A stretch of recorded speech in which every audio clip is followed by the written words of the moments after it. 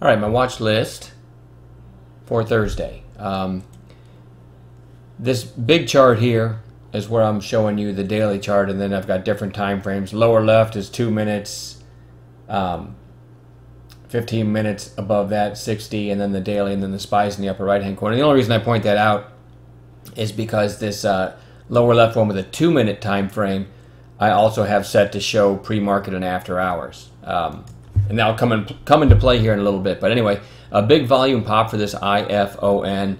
Gave a great gap play this morning that I missed. But anyway, I think it is worth watching. That's a big volume pop. Closed above its open, so it just goes on watch. W, a lot of times, sellers get a hold of these, and the next day it bounces. A lot of people say, hey, that's got a gap to fill. Ton of shorts in this name. And I like the gap up on earnings. I didn't do anything with it today, but I do want to watch that for a potential up move tomorrow, believe it or not. Only with the right circumstances on an intraday basis. ANTH is still kind of coiling here up near recent highs. So I want to watch that one. Not a lot of volume lately, but just keep it on a chart because maybe volume comes in and we get a breakout. PEIX, nothing compelling here except that after hours, and then you can see that over here on that 2 minute chart. This one all the way up through 11. It looks like right now, and it's only 26 minutes after the closing bell. So right now it's at 10:34.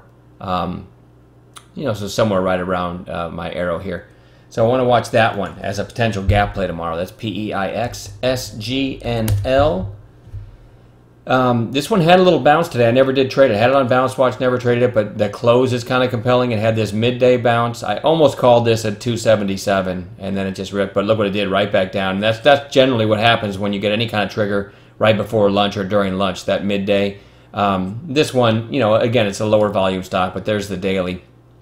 And it might just continue this bounce. It is an interesting close. So they're on 15-minute candles. I mean, this looks good, up over maybe 290 tomorrow. But we'll see. I have to watch it trade. VSLR. Let's go back to the daily here. VSLR, little mini pop out of a long support base here around $8 today. And then after hours had earnings. You look over here at the 2 minute chart.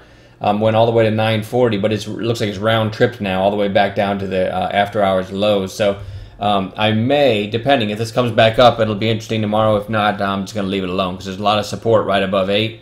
But if this gaps up tomorrow, it'll be interesting. If not, like I said, I just won't do anything with it. Another solar, JKS, had this kind of engulfing candle 2 sessions ago, then a quiet day, then today it's starting to sneak back up. So I want to watch this one for another potential up move. Maybe it's headed up to that 200-day. 15-minute candles. It looks good up over 2280-ish, something like that. But it'll depend on how it trades.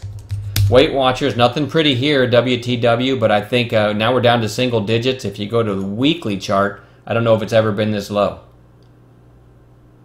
That's as far back as my chart goes. That might be as long as it's been public since 2002. So again, nothing pretty here, but I think it's overdone. This was $18. It's been basically cut in half in a week. And another stock in that space, Nutrisystem, had a gap up, NTRI, on nice earnings, I guess, a couple sessions ago. So WTW, unless they're going out of business in the next few days, I do want to watch that for a bounce, just for a day trade. And then ONCY had a really nice move here. Now, this is a real cheapie, right? From 60 cents all the way up to $1.40, 2 red days in a row. That's going to go on Bounce Watch for me. You got to like the 30+ million shares yesterday. For what it's worth, not in love with anything here today. We had some really nice trades in the chat room today, but those came off of gap plays, and one of them came off of this CAPN that we already had on the watch list. You probably saw that on last night's video. Got a really big move in that one, and we were pretty close to the first group in that one. I called this right here around 730. 730-ish, somewhere around here above this little trend line. And then it meandered for about 15 minutes and then really ripped. From 730 all the way up to almost $10. So that's why you have these recent high flyers, these recent crazy movers. You have them on charts, and then you might catch a really nice move. So that's what I try to focus on, the recent stocks with recent volume and passion. That's what I always say. That is my list. We'll hopefully find some gappers to play as well tomorrow, and I'll leave it at that. Thanks, guys.